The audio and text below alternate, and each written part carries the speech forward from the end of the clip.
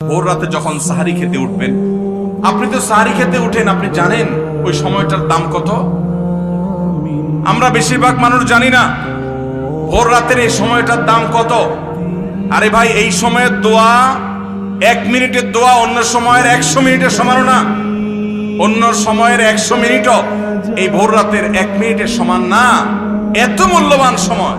সাহারি খেতে উঠছেন, সাহারি খান, ভালো কথা, কিন্তু সাহারি খাওয়ার আগে পরে 10টা মিনিট জায়নামাজে মুসল্লাতে দাঁড়ান, একটু 2 রাকাত নামাজ পড়েন।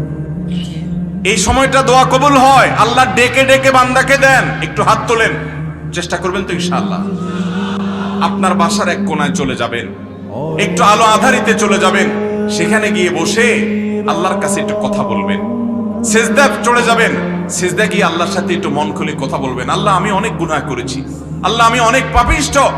শুনেছি আপনার রাসূল জানিয়েছেন যে এই মাসে নাকি আপনি অনেক পাপিষ্ঠকে মাফ করে দিবেন।